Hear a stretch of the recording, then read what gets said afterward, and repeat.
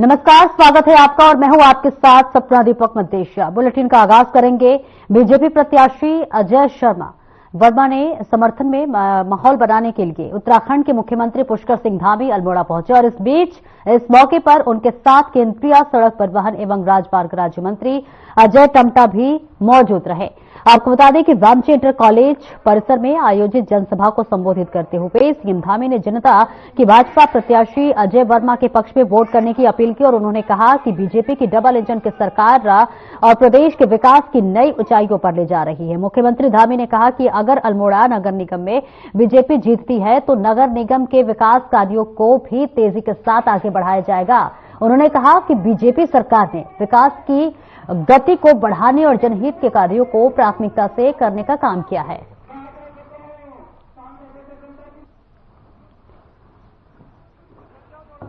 अपार समर्थन मिल रहा है, अपार आशीर्वाद मिल रहा है और मैं अल्मोड़ा आया हूं। मैं देख रहा हूं कि पूरा अपार उत्साह है लोगों में, अपार समर्थन है। ये खचाखच भरा हुआ ये मैदान है, ये इस बात को दिखा रहा है कि अल्मोड़ा में भी इस बार पहली बार नगर निगम बनने के बाद चुनाव हो रहा है। ऐतिहासिक चुनाव है। इस चुनाव में यहां कमल खिलने वाला है।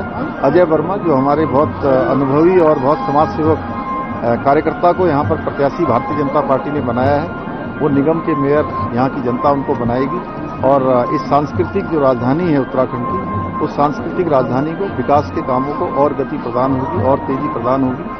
3 गुना गति से जो है ये सब नगर निगम आगे बढ़ेगा। प्रदेश के अंदर देखो क्या स्थिति है? पूरे प्रदेश के अंदर सब जगह, पूरे प्रदेश के अंदर सब जगह ऐतिहासिक जीत होगी और ट्रिपल इंजन की सरकार बनेगी।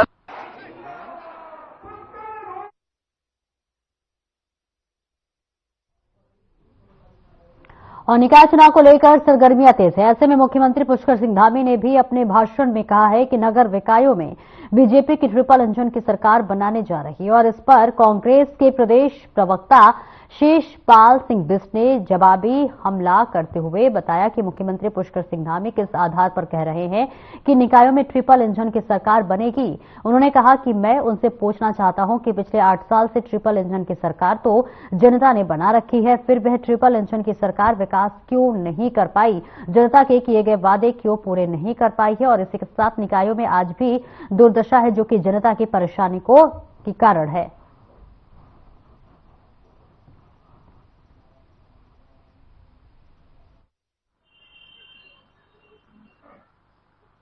में अगर मुख्यमंत्री जनसभाओं में कह रहे हैं कि ट्रिपल इंजन की सरकार बननी चाहिए, तो मैं उनसे पूछना चाहता हूं कि 8 सालों से इस राज्य में ट्रिपल इंजन की सरकार तो जनता ने बना रखी है, फिर वो ट्रिपल इंजन की सरकार विकास क्यों नहीं कर पाई, जनता से किए गए वादे क्यों नहीं कर पाए पूरे? आप बताए ना। निकायों में आज जो भी दुर्दशा है, जो जनता की परेशानी का कारण है, ये ट्रिपल इंजन ही है भाजपा का।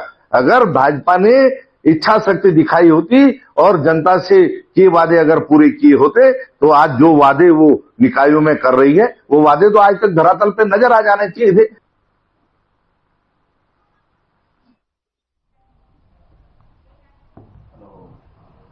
और उत्तराखंड में नगर निकाय चुनाव को लेकर सभी पार्टियां तैयारी में जुटी हुई है। सत्ताधारी पार्टी की बात हो या फिर विपक्ष की, दोनों ही पार्टियां अपनी अपनी जीत का दावा कर रही हैं। कांग्रेस पार्टी प्रदेश प्रवक्ता शेषपाल सिंह बिष्ट का कहना है कि बीजेपी सरकार के झूठे वादों पर जनता ध्यान दे रही है और शहर की बुरी हालत को देखते हुए इस बार जनता ने अपना मन बना लिया है और इस बार इस निकाय चुनाव में कांग्रेस पार्टी का परचम लहराएगी।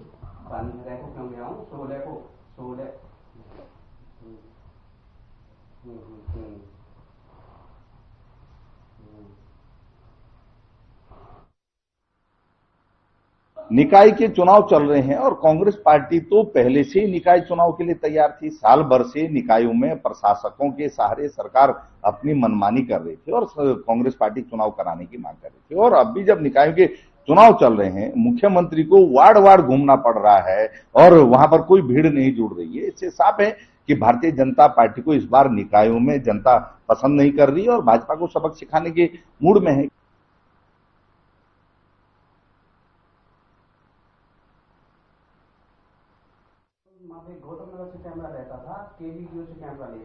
और उत्तराखंड में निकाय चुनाव में कांग्रेस द्वारा बीजेपी को बेवकूफ बैकफुट पर माना जा रहा है। उत्तराखंड कांग्रेस के प्रदेश प्रवक्ता शिषपाल सिंह बिष्ट ने मीडिया से बात की है। इस दौरान उन्होंने बीजेपी और मुख्यमंत्री पर जमकर निशाना साधा है। बिष्ट ने कहा कि निकाय चुनाव में राज्य के सीएम की पार्षद के वार्ड में जाकर जनसभाएं करने पड़ रही हैं और जिससे कि साफ जाहिर होता है कि नियमों को बीजेपी की स्थिति बता रही है। कुछ नहीं बोल सकता, मैं कुछ नहीं बोल सकता, मैं जो जायज वही बोल सकता हूँ। नाजायज कभी बोलता नहीं, मैं नाजायज कभी नहीं बोलता, मैं नाजायज कभी बोलता नहीं ना। मैं आपको अभी टिकट भेजता हूँ, अभी आपके ऊपर टिकट भेजता हूँ, मेरे को पैसे बताओ, मैं पैसे भेजता हूँ। हाँ, देखिए, निकाय चुनाव स्थानीय मुद्दों पर लड़े जाते हैं, स्थानीय स्तर के चुनाव हैं, और जिस तरीके से प्रदेश के मुख्यमंत्री को वार्ड वार्ड जाकर के सभाएं करनी पड़ रही हैं, उससे आप अंदाजा लगा सकते हैं कि भारतीय जनता पार्टी की हालत कितनी खराब है। क्योंकि निकायों की जनता सरकार से निकायों के भ्रष्टाचार पे सवाल कर रही है। जिस तरीके से निकायों का विकास ठप हुआ है, बिजली के खंभे, स्ट्रीट लाइट, नालियों जैसी छोटी छोटी चीजों के लिए जनता को संघर्ष करना पड़ा और ये चीजें कहीं नजर नहीं आई।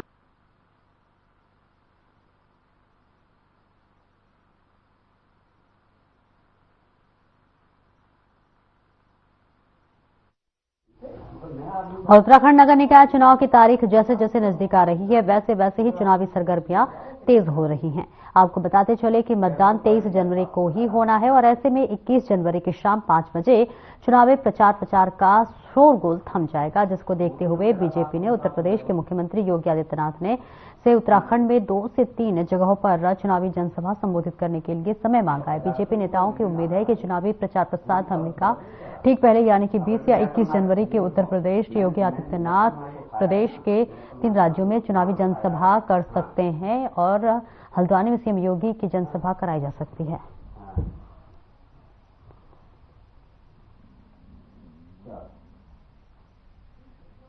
हाँ, तो एक चीज बताइए, अच्छा माइक नहीं होते। खटीमा नगर पालिका में अध्यक्ष पद को लेकर राष्ट्रीय दलों और निर्दलीय प्रत्याशियों के बीच घमासान लगातार जारी है। वहीं अपनी जीत का मजबूती से दावा करने वाले निर्दलीय प्रत्याशी दीपक भट्ट ने भी अब दावा ठोकने लगे हैं और इसी के साथ साथ उन्होंने सभी से भारी मतों से जीतने की अपील की है। वे निर्दलीय प्रत्याशी दीपक भट्ट ने निकाय चुनाव में जीत पर क्या कुछ कहा, ये आपको सुनवाते हैं।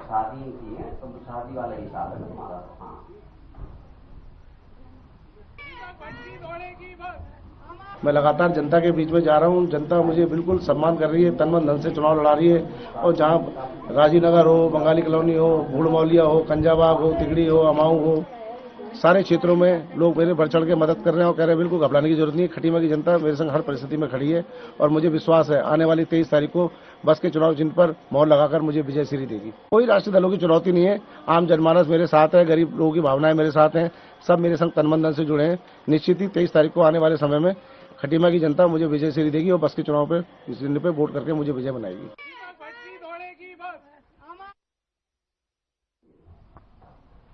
कैबिनेट मंत्री प्रेमचंद अग्रवाल को धामी कैबिनेट से कांग्रेस ने बर्खास्त करने की मांग की है।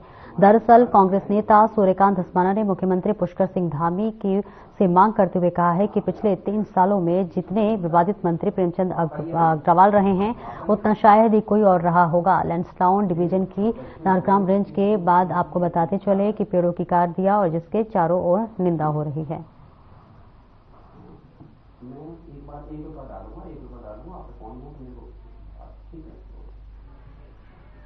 बहुत निंदनीय है। प्रेमचंद अग्रवाल को तो बर्खास्त कर देना चाहिए मुख्यमंत्री को। उनकी लगातार जिस प्रकार से उनके बारे में पिछले 3 सालों में जो हरकतें उन्होंने करी है, मैं समझता हूं कि ये निंदनीय है। अगर आप जंगलों को काटेंगे, अगर आपके परिवार वाले, अगर आपके घर के लोग, आपके पार्टी के लोग आपके संरक्षण में अगर जंगलों को काटेंगे, यहाँ मेले में देख रहे हैं ना आप, महिलाएं घास लेकर के आ रही हैं, यहाँ पर पौराणिक जो हमारे कृषि के उपकरण हैं उनका प्रदर्शन कर रही है और दूसरी तरफ आप लोगों के जो परिवार के लोग हैं वो पेड़ों का पतन कर रहे हैं। वो पेड़ों का पतन कर रहे हैं जिनका बिल्कुल बैन है, जिन पेड़ों को काटने पे खैर के पेड़ काट दिए। मैं समझता हूं कि इस पर कार्रवाई होनी चाहिए, मुख्यमंत्री जी को कार्रवाई करनी चाहिए।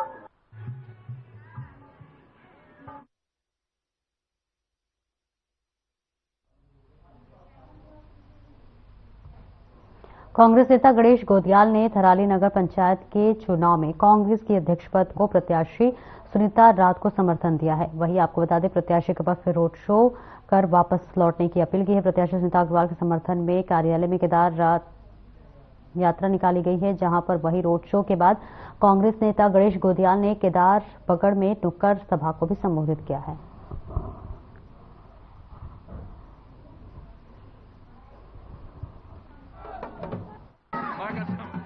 कि हमारी जनता को जागरूक करने की जरूरत है कि आप एक परंपरागत पार्टी के विचारधाराओं के पीछे न पाएंगे।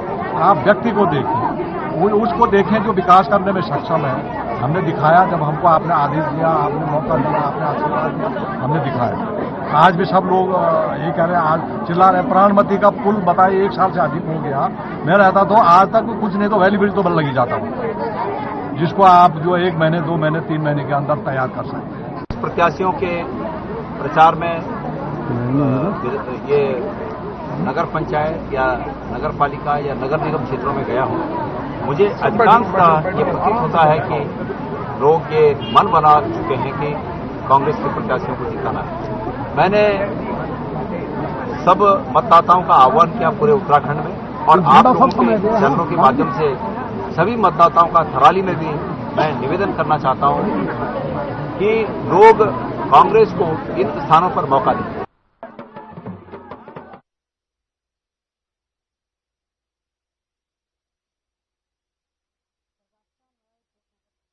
भाजपा के अपना संकल्प पत्र जारी कर दिया है। संकल्प पत्र में अध्यक्ष पद को प्रत्याशी हिमानी राणा और सभासद प्रत्याशियों की जीत जरूरी के बारे में बताया गया है, और इसके अलावा स्वर्गाश्रम का विकास, मोदी की गारंटी और 5 साल में हिमानी बदलेगी, और इसी के साथ साथ कई बातों का जिक्र किया। बता दें कि विधायक रेणु बिष्ट ने प्रत्याशी हिमानी राणा, रेणुका भंडारी, सुरुचि स्वास्थ्य, जितेंद्र धाकड़ और गजेंद्र नागर के साथ मिलकर संकल्प पत्र जारी किया है। संकल्प पत्र में कई स्थानीय मुद्दों को तरजीह दी गई है।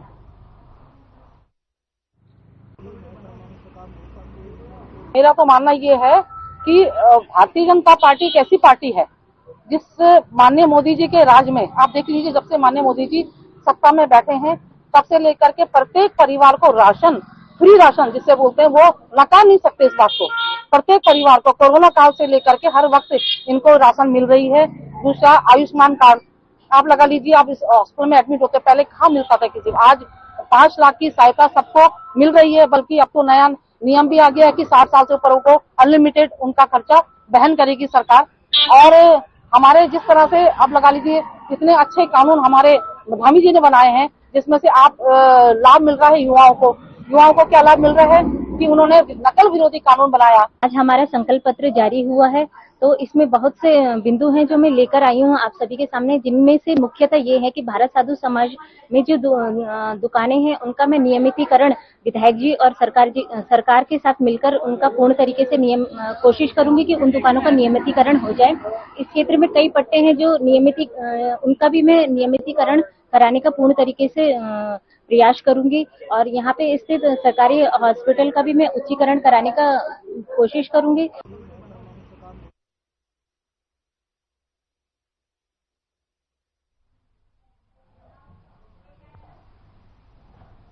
निकाय चुनाव के प्रचार के लिए जहां बीजेपी स्टार प्रचारकों की सूची तैयार कर प्रदेश में जनसभाएं कर रही है, तो वहीं दूसरी ओर कांग्रेस बीजेपी पर निशाना साध रही है। कांग्रेस का कहना है कि बीजेपी चुनाव से डरी हुई है, तो वहीं स्टार प्रचारकों को मैदान में उतार रही है।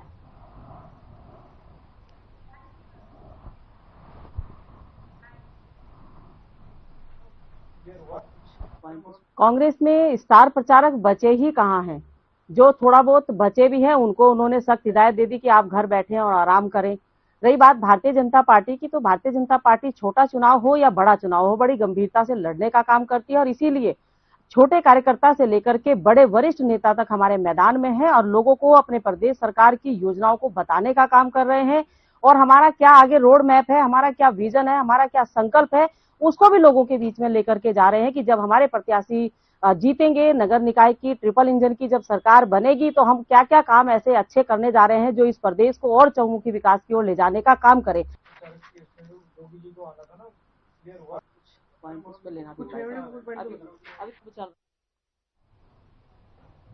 और प्रदेश में सड़क हादसों की बढ़ोतरी देखने को मिल रही है। ट्रैफिक डायरेक्टरेट आंकड़ों के अनुसार साल 2023 में से साल 2024 में 3.31% तक सड़क हादसों के बढ़ोतरी देखने को मिली है। साथ ही कार्रवाई को लेकर भी परिवहन परिवर्तन में कमी आई है। ट्रैफिक डायरेक्टर के सभी प्रवर्तन अधिकारियों को प्रवर्तन कार्रवाई बढ़ाने के निर्देश दिए गए और इसी कारणों को चिन्हित किया जाए।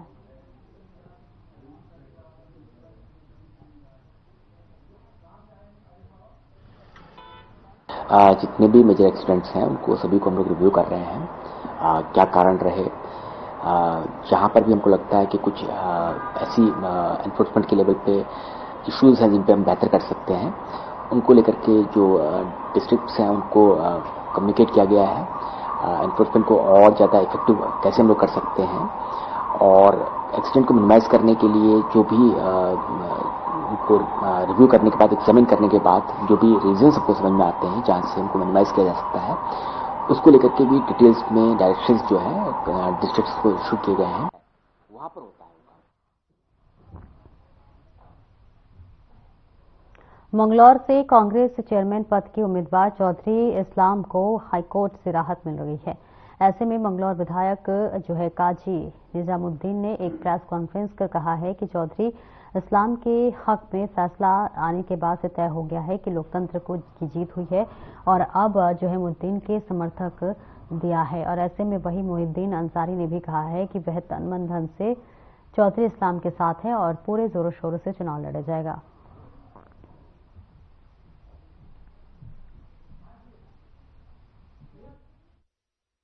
लड़ूंगा, आप जान इनका समर्थन मुझे रहा है, रहेगा। मैंने भी इनका समर्थन किया था। अब बड़ी बात यह है कि इन्होंने सम्मान के साथ मेरे साथ रहने का वादा किया और मेरे साथ तन मन धन से साथ है। हम दोनों चाचा भतीजे मिल के चुनाव लड़ेंगे और सभी साथ। की जीत हुई है और ये प्रतीत हुआ है कि सरकार के दबाव में चुनाव आयोग के रिटर्निंग ऑफिसर ने जो गलत किया था वो उनका निर्णय कोर्ट ने गलत साबित किया है और कोर्ट ने इस पर्चे को बहाल किया है। तो अब हम उम्मीद करते हैं कि जितनी चुनाव की प्रक्रिया बची है, पोलिंग और काउंटिंग, उसको भी चुनाव आयोग अब कम से कम विधिवत तरीके से ईमानदारी से कराएगा। अब सरकार का किसी प्रकार का दबाव नहीं होगा। जैसा नगरपालिका के चुनाव, जैसा विधानसभा के उपचुनाव में जुलाई के महीने में यहाँ लाठी और डंडा चला।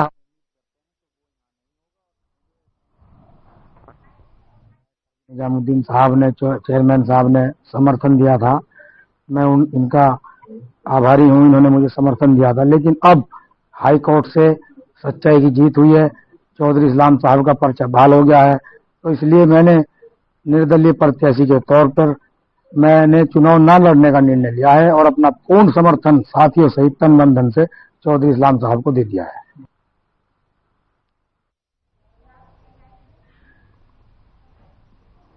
और उत्तराखंड राज्य में नगर निकाय चुनाव को लेकर राज्य निर्वाचन की तैयारियां जोरों पर है। वहीं उत्तराखंड राज्य निर्वाचन आयुक्त सुशील कुमार ने कहा है कि सभी कर्मचारियों अधिकारियों की ड्यूटी चुनाव में लगा दी गई है। उन्हें प्रशिक्षण भी दिया गया है। चुनाव में लगे कर्मचारियों के लिए पोस्टल बैलेट की भी व्यवस्था की गई है।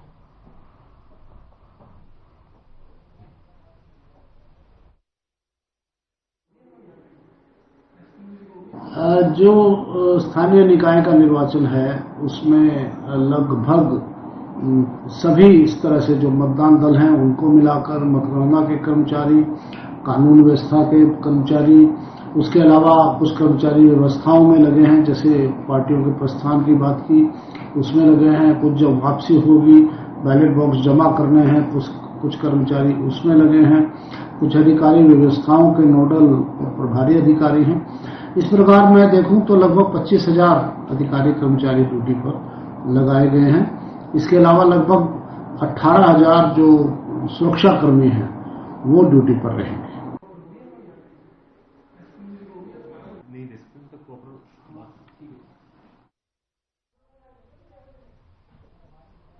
और खबर चौखटिया से है, जहां पर सामुदायिक स्वास्थ्य केंद्र में अल्ट्रासाउंड नहीं हो पा रहा है। मशीन होने के बाद भी स्वास्थ्य केंद्र में रेडियोलॉजिस्ट नहीं पहुंच रहे हैं, जिसे लेकर गर्भवती महिलाओं व उनके तीमारदारों ने स्वास्थ्य विभाग की अव्यवस्थाओं के खिलाफ नारेबाजी की है। चौखटिया सामुदायिक स्वास्थ्य केंद्र में गैरसड़ सहित कई दूरदराज के मरीज आते हैं।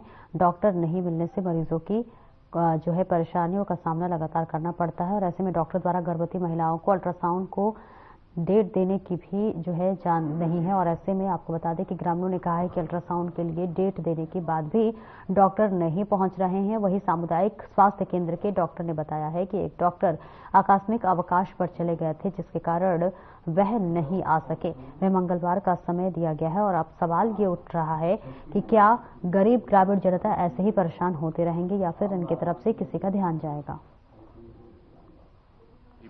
अच्छा, तो वो आकस्मिक अवकाश पे चले गए थे, इसलिए वो नहीं आए। तो इन्होंने इन्फॉर्म नहीं किया सुबह में ना, अभी इन्फॉर्म किए। अभी उनसे वार्तालाप हुआ तो उन्होंने बताया, मैं मंगलवार को उनसे डेट लिया। अभी आ रहे थे, आने से मैं मना कर दिया कि हमारी महिलाएं बहुत दूर से आई हुई है, जाने में इनको रात को 9-10 बज जाएगा।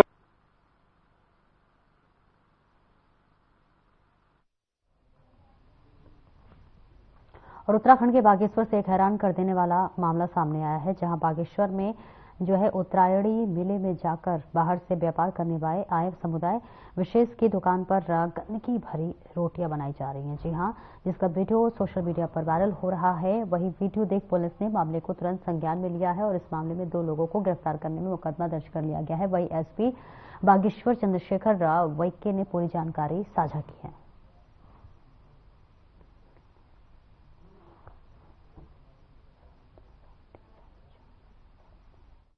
2025 को कल शाम सायंकाल में एक सोशल मीडिया के माध्यम से एक वीडियो वायरल होने की सूचना हमें मिली थी, जिसमें खाना बनाते वक्त थूकने का एक संज्ञान में आ रहा था मामला। तो इसमें प्राइवेट लोगों द्वारा भी शिकायत की गई थी। जो है बागेश्वर पुलिस द्वारा इसमें त्वरित कार्रवाई करते हुए 2 अभियुक्तों की गिरफ्तारी कर ली है। दोनों अभियुक्त इसमें गिरफ्तार है और इसमें मुकदमा कोतवाली बागेश्वर में 196/1 274 और 299 BNS में मुकदमा हमने पंजीकृत किया है और अग्रिम विधिक कार्रवाई के लिए माननीय न्यायालय के समक्ष अभियुक्तों को पेश किया जा रहा है।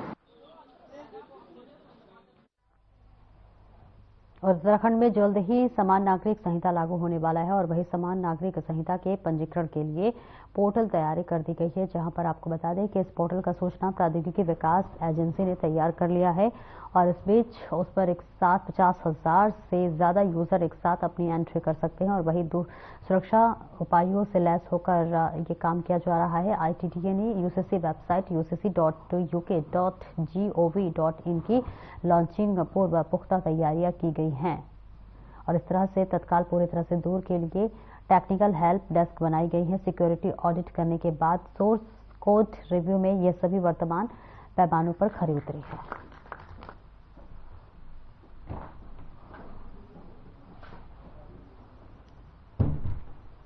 और इस बीच देखिए, लॉन्चिंग से पहले के लिए पुख्ता तैयारियां कर ली गई हैं और ये पुख्ता इंतजाम किया गया है। चुनाव के मद्देनजर लगातार इस तरह की खबरें भी सामने आ रही थी और देखिए, इस बीच आपको बताते चले कि यहाँ लॉन्चिंग के पहले से ही पूरी तैयारी कर ली है और लॉन्चिंग के पहले की ये बड़ी पहल देखें जाकर ITDA के निदेशक ने इस बात की पूरी जानकारी दी है।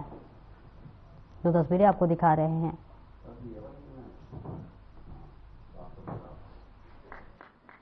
जैसे कि राज्य सरकार द्वारा निर्णय लिया गया था कि यूसीसी का जो इम्प्लीमेंटेशन है वो डिजिटल प्रणाली के रूप में होगा, उसका इम्प्लीमेंटेशन फील्ड पे।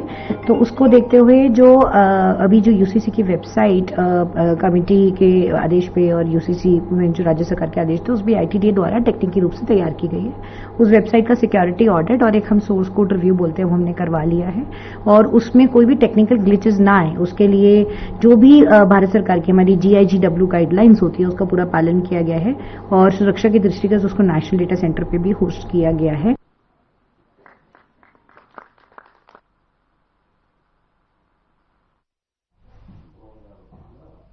फिलहाल इस बुलेटिन में इतना ही। नमस्कार।